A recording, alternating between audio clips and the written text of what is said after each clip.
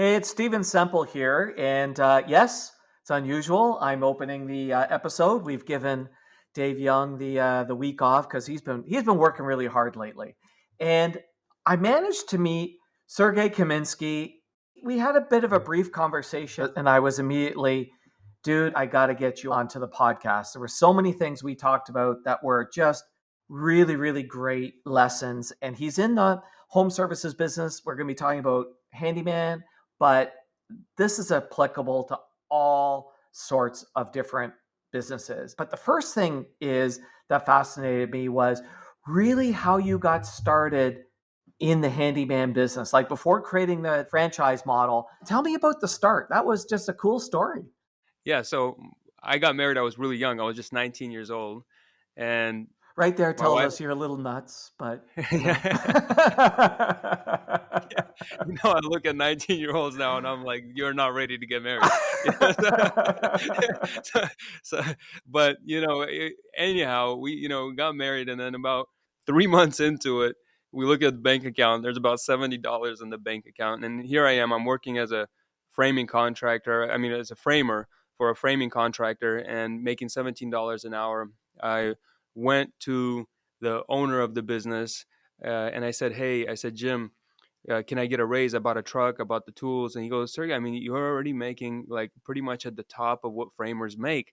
And he was right. They were already compensating me fairly, but yet it was not enough for us to make ends meet, right? My wife brought in a nice BMW into the marriage that we had to make payments on, and by the time we, did all the things we had to do, I mean, we were running out of money. So I told my wife, I said, "Listen, what I do know is that I can do a business on a small scale. I can do some handyman work. I can take on some side jobs." And going to my parents and asking them for money was not an option, right? I said, I have to figure out a way to make this thing work. And so literally, it was raining outside that day, and we went to the club room of our apartment complex. There was a little room with a computer and a printer. We didn't even have a computer or a printer in our apartment, right? So we started our business with no computer, no printer, nothing, right? So literally went to the complex and printed out like 25 flyers. I designed them on Microsoft Word, right? And I had little palm trees around the piece of paper, and it says San Yeah, Diego I County. bet I bet you wish now that you had some old copies of I those have just a to show. photo Do actually, and you I really? did, yeah. So Oh I my took about God, you've got to it took. send that to me. You have to Oh send man, that to me. it's Okay. amazing. So literally printed out these flyers. It's raining outside. We wrapped them real nice with the bow, and I'm running door to door as Elena's driving in the rain, and she's kind of following me as I'm running door to door. I pass out about 25 flyers, and I'm like, "Oh, great, we passed out some flyers. Let's wait for the phone to ring." And sure enough, one guy called me. One guy called me and he said, "I need some service done on one of the rental units that I own." And so I went and I finished, my framing job, and then after that, I went and did this project. And what was so amazing about that experience, I remember at $17 an hour, after I paid the taxes and everything else, I had to work 40 hours to clear $500. So my paycheck was $500. And here I was after work, I went and I did this job in about 3 hours. And I made about $200, $300. It was like $250, Right. $300. Right. And it was just like one of those light bulb moments where I'm like, I want to do more of this. I want to do more of this. And so we started waking up 3, 4 in the morning on the weekends and just going and passing out flyers. She would take one side of the street, I would take the other side of the street, and we would just go and pass out flyers door to door. And we would do that for like 3, 4 hours every weekend. And then we would just sit and wait for the phone to ring. And then we would go and, I would go estimate. And then I started hiring people to do the work for me. So that was the start. That was the start. I mean, it was literally from nothing, like absolutely nothing. So it's pretty amazing. Now, you're in San Diego today. So was this in San Diego as well? Is that where you started? This was in San Diego. This was Yeah. in San Diego. Absolutely, yeah. And we Nice. would just pick like, the nicer suburb areas, and we'd be like, okay, so we'd be driving, we would see a nice area, we're like, okay, let's go pass out flyers there. And so it was all throughout San Diego. Cool. And how long was it before you started hiring some people? Literally 2 to 3 months. Wow. Pretty fast, pretty fast. And so the way that it worked is I went and I did a couple job sites.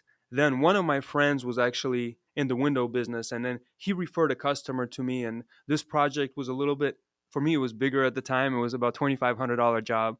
And Right. so I came to my superintendent at the framing company and I said, "Hey, Jim," I said, I'm trying to start this handyman thing on the side. And, I said, I need a couple weeks off because I got this side job. And I brought him my flyer. I showed him my flyer, and he kind of looked at me. He goes, "Sergey, good for you." He really liked me, but he goes, "Sergey," he goes, "Good for you." He goes, "One thing I'll tell you though, the work will come, but good people are hard to find." And I remember that like it was yesterday. And I thought back then, I thought, no, give me the work. I'll find the people. Give me the work. Right. But the longer I've been in business, the more true his words actually ring, right? Work comes, good people are hard to find. But that's exactly what happened, man. I asked for a couple weeks off, and I started doing some of these, side jobs. And I remember there was this light bulb moment, another light bulb moment. I put one of my first employees on the job, and it was redoing a patio cover. And so I gave him a couple gallons of paint. I laid out all the wood, plastic underneath, and I said, okay, you got to prime all this and you got to paint this. And then I called my wife and I said, hey, let's go take the day and we're going to go have some breakfast and let's go to the San Diego Zoo. And so I remember we went to McDonald's and I'm sitting there eating like their breakfast, whatever, like some burger, right? Well, it was a breakfast sandwich. And this light comes on and I'm thinking like, I have somebody working right now. I'm here with my wife eating a McDonald's sandwich and we're going to go and enjoy the day in San Diego Zoo. And I thought, I'm making money at this moment. Right. I'm literally making money. And so for me, it was a light bulb moment. And I thought, I'm not there physically painting, but I'm making money, right? And so I said to myself, I want to do this on a bigger scale. Right. I can multiply this. I can scale this where we could have, somebody working in the field and me just managing. And so that from that point on, I would go and estimate the projects and then I would hire someone to do the work. And sometimes I didn't even know how to do the work. Like I wouldn't, if you were to ask me how to do it, I would say, no, I can't. But I Right. would find the right people to do it. And literally I would stand there and watch them and learn. But I'm making money at the same time. Right. Right. So that was the start of it. So That was this the is how start of you it. hang a door. This is how you replace a toilet. This is how you install, baseboards. Yeah, absolutely. That's cool. So at the end of your first year of doing this business, do you remember what you did in revenue in year one?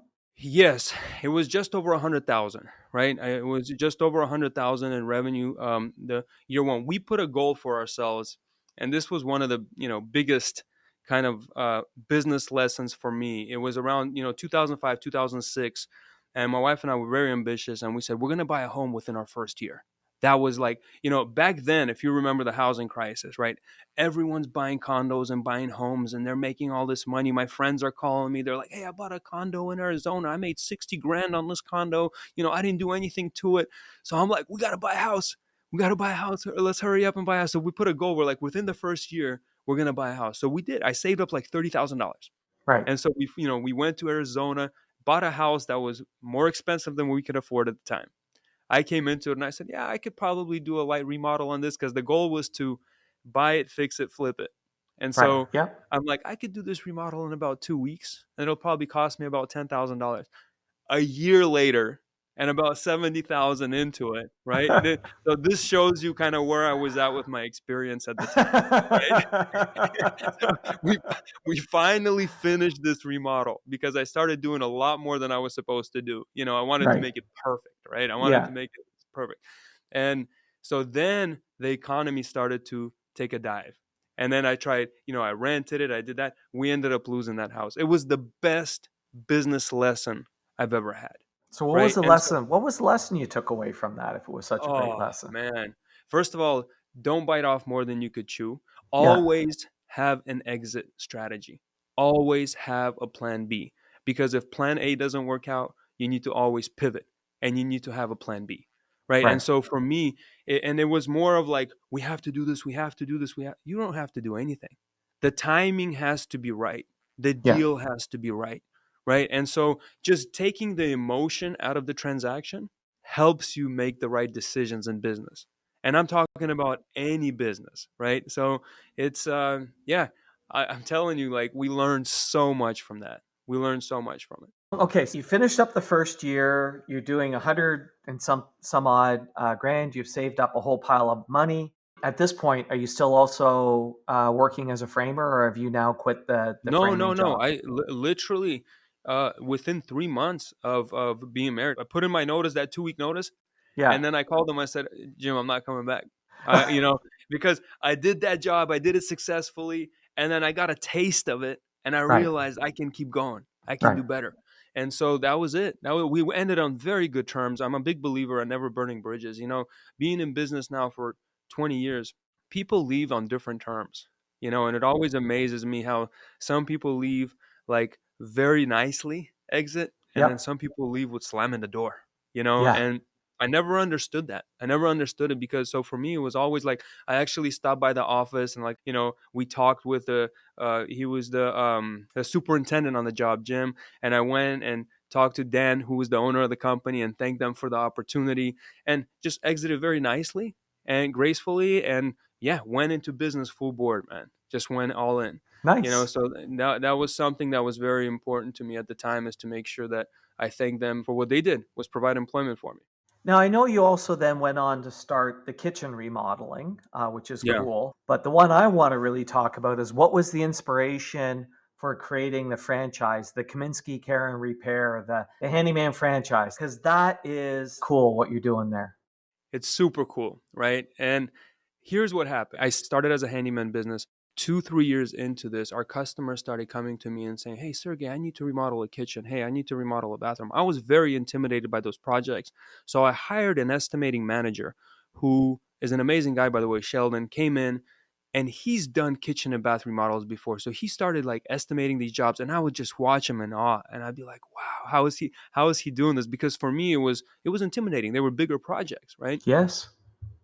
Fast forward a few more years. So what I discovered is that it was so easy to do these kitchen and bathroom models, and there was really nothing to it, right? And so I started taking on these larger remodels. And so our average project became like $450,000 average project. So everything from a $50,000 remodel up to like $3+ million Wow. remodeling project. So I started chasing the big dollar ticket items, right? And we became an award-winning remodeler here in San Diego for 15 years running. So I have a business mentor. He's passed away since, and an amazing guy. And he always, every time we'd meet with him for like breakfast or lunch, he would say, "Sergey, there's something about that handyman business. There's something special about that handyman business." Even though I was chasing these big ticket items, I was still always listening to his advice of like, he didn't know what and how and like, but he knew because I met him through a handyman job. I met him through actually putting a flyer on his door. Right. And then I went and did a handyman project for him. So he saw the value in that business. My dad was the same way. He would always tell me, "Son, don't leave the handyman thing." Because so for me, I'm doing these large remodels, but every time somebody calls in to replace a light bulb or a ceiling fan or replace their toilet, I would tell my front desk person, I would say, "Send out one of our guys to do it. Let's not leave it. Let's keep it going." So I always kind of maintain that. Come 2022, right? 2022, I'm sitting there and I'm thinking, man, what we have with this handyman is truly, truly special because it's a cash flow business. It's small jobs, constantly money coming in. It's a necessity item. It's a recession proof business. And one of my friends from the Bay Area who owns a successful car dealership calls me and says, "Sergey," he goes, "I want to get into your space. I want to get into the construction space." Stay tuned. We're going to wrap up this story and tell you how to apply this lesson to your business right after this. Social post? Yep. Grinding it out? Yep. Content treadmill. Are you getting hearts and likes? Sometimes, just a little bit. You're consistent? Daily, just like my coffee. They're entertaining? I think so. So? You think it's worth it? Don't know. Ask the host. This podcast host? Yep. Oh, and you can book your free starter session on this podcast website. Take it away, Dave. Let's pick up our story where we left off, and trust me, you haven't missed a thing. And one of my friends from the Bay Area who owns a successful car dealership calls me and says, "Sergey," he goes, "I want to get into your space. I want to get into the construction space." I said, "Okay." I said, "Let's do it." I said, "Why don't we open up an office there?" He goes, "I'd be honored to." I said, "Let's do it." So we opened up a location there and going through the process of teaching him, telling him kind of the pros, the cons, like all of the mistakes that he can avoid, and just educating him on this business model, I came to a realization that I can help so many people across the nation, right? And I reached out to a guy that I knew, Olaide, And we've done a multi-location dental business together with him. I was one of the investors in that business. He grew the business. We've successfully exited. When I called him, I said, hey, check this out. Here's the vision. And I told him, and he goes, I'm in. Let's do it. So I brought him in as a managing partner, and we started developing systems and processes of how to create a truly successful business model, something that's scalable. So it was literally him extracting information out of my head and putting it on paper and saying, hey, how do you do this? How do you do that? How do you do this? So it was 20 years of just experience. Everything that used to live just up here, we had to put it all on paper and create systems and processes around it. And so we've developed a truly robust business model where someone can come in with very minimal experience and start this business and be successful at it. So one of the things that talked about that is really interesting about the handyman business, and you spoke about it a little bit, that makes it special is, yes, it's these small transactions, it's this regular amount of business. But the other thing is, like you discovered, it's easy to stand out, especially if you add some professionalism, because it's very fragmented. It's hard finding handymen. And if you are, they're like guys with a truck. And you built these systems. But the part that I also really like is you've actually created something that makes it possible for a guy who's a handyman, who even if he just wants to be himself, to do the business. Like talk a little bit about the process you created for pricing and also what you're doing with the call center. It's very unique, right? Because we Yeah. understand the weaknesses of a typical Joe the handyman. We call him Chuck in the truck, Yeah. right? Their office is their truck. They don't want to have receptionists, and nor do we want them to, because it's very expensive to hire someone on full time, especially when you're just starting out. So we have a centralized administrative team that takes on every call as it comes in.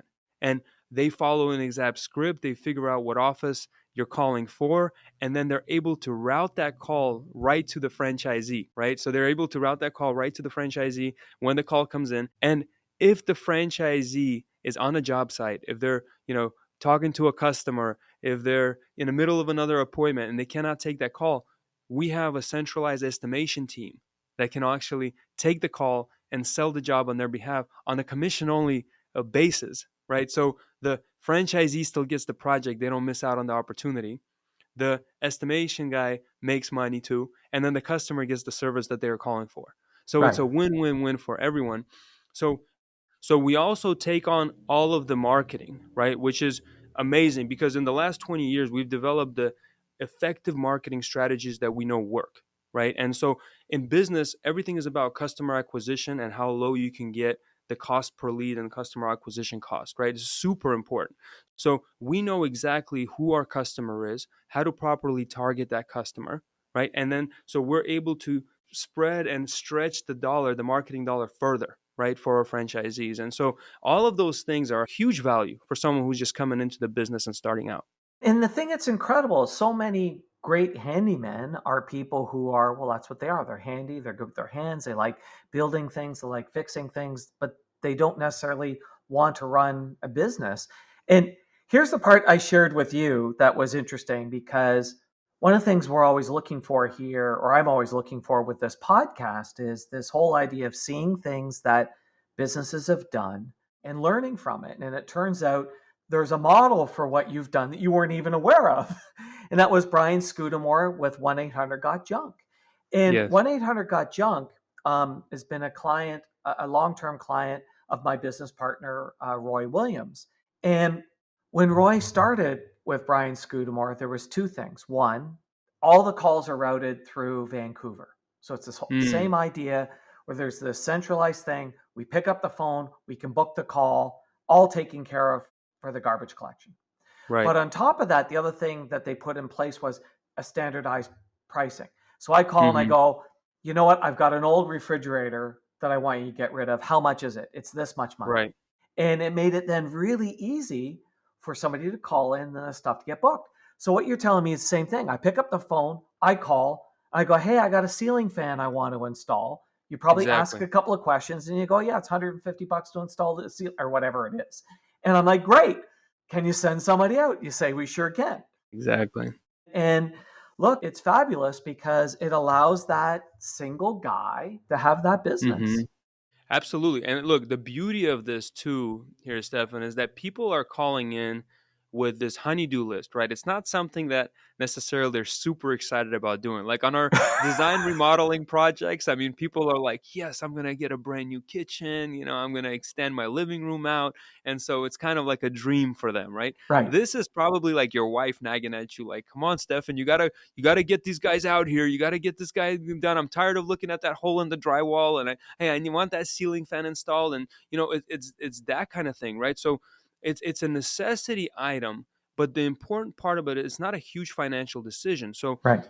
what we realized, it's a service-based business, and the ticket items are small. And so Yes. the thing is, we have to take care of the customer right away, because if we don't, they're going to pick up the phone and call someone else. Yeah. So that's why it's so important for us to have someone ready and available at all times to be able to pick up the phone and then provide the price right away. Because I can give you a price over the phone for a few $100s on a job, anything under 1,000, and you want it done. You'll be like, yeah, come out and get it done. I'm tired of looking at this. Let's just get it done. And there's also, look, increasingly we have an elderly population that need these things. And also just doing these things on your own are also really difficult. Like it's hard to hang a picture. So, this is cool. There's a bunch of things here. So somebody who's sitting across desk from you and they're looking to start a business, whether it's in the home services space or not, based on what you've learned, what would you share with them? What would be your advice to them? Well, first of all, it's not a get rich quick scheme, right? I want someone sitting there considering a business to understand that it's going to be a lot of hard work. It's going to be a lot of hard work that they're going to have to put into it. It is a real business, but it is a real opportunity. It's a real opportunity to build your American dream. It's a real opportunity to leave a legacy for yourself or your family. And it's going to be work. It's going to be work. But what I know is that whoever goes into this business, they're going to learn a lot. They're going to learn a lot. And we have amazing strategies to teach them. The amazing part about this is that they don't have to have a master's in home improvement. They don't have to be, someone who's been in home improvement for 20 years. It's a plus, but it's not a requirement. And we've proven this with our locations that we have. In addition to that, they don't have to be an expert in business, right? Because that's the point of buying a franchise model. We have the ingredients in place to take someone on and teach them the models and the systems that will help them be successful, right? So but I always tell anyone that's getting into business is it's going to be hard work. It's going to be a grind. For the Yeah. first 2 to 3 years, you're going to have to really commit yourself to be successful. There's different emotions that we experience as being in business. Like, I bring up the analogy of playing the game of Monopoly. I love the game of Monopoly. I do it because I enjoy playing it. I don't get paid for playing the game Monopoly, but I do it anyways.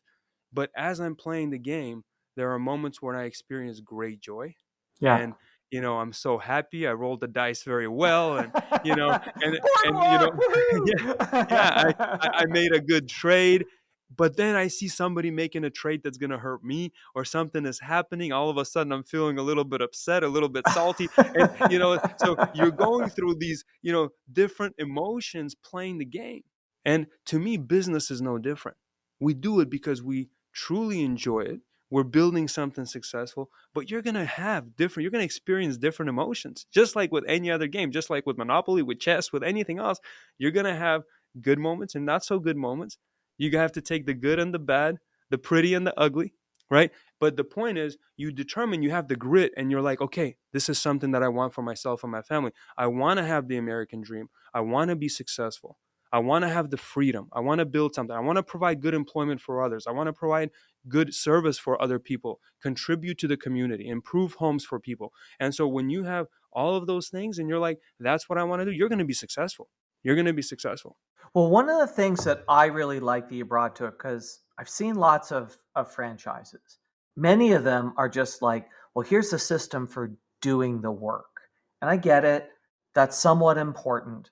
But it's funny, I always look at the coffee franchises and I go, it's not about the operations and it's not just about the coffee. It's also about building the business. And what I like is you guys are really and truly giving people something that is turnkey from the perspective of we're going to support you with the marketing and we're going to support you with the sales effort, with the fact we've got this call center and all these other things going on. And I think especially what I've seen in the home services space, that's the piece that's been missing.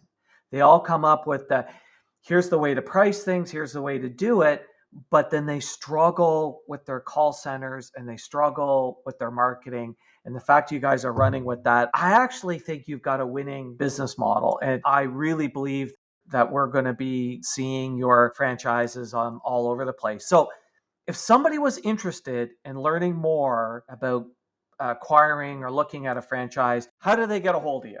Sergei, how do they reach out to you? Yeah, just go to Kaminskiy.com. Kaminskiy is with an IY on the end, and Kaminskiy.com. And there you'll see the Kaminskiy Care and Repair Company. Click on that. It'll take you to our website. And then you can go to franchising. And then franchising button on there, and then it'll take you to our franchising page. And there's a nice video on there. There's some great information, some numbers. We have our item 19 proudly displayed on the franchising page, which not a lot of companies are doing, but we're proudly displaying, item 19 for 2 of our locations. And yeah, so you can see all of that on there. Also, Sergei.Kaminskiy is my Instagram. And so if anyone wants to get to know me a little bit better or send me a DM, feel free to do so. All right, awesome. And where are you looking for locations right now? Pretty much everywhere? Or is there a particular we have a area lot of you're white focusing? space on the map right now. We have Okay. a lot of white space. So especially Texas, North Carolina, Florida, Idaho, those are all very hot areas. They're going to do very, very well. But if you're interested, reach out to us. We'll do some market research. We'll make sure there's enough home density there. We want every franchisee to succeed. So that's something that, before we bring a franchisee on, we want to make sure that their area is going to be able to support the business. Cool. Awesome. Thank you very much for taking the time. I think what you're doing is fantastic. And the part that I think is really interesting that a lot of businesses can lose sight of is big projects can be so glamorous. But sometimes the really powerful businesses are those day-to-day small item that people need, that there's that gap in the marketplace. So, hey, look, thank you very, very much. I hope a few people reach out and have conversations with you. Yeah, I appreciate it, Stefan. Thank you so much for having me on. It was fun. Thank you. Awesome.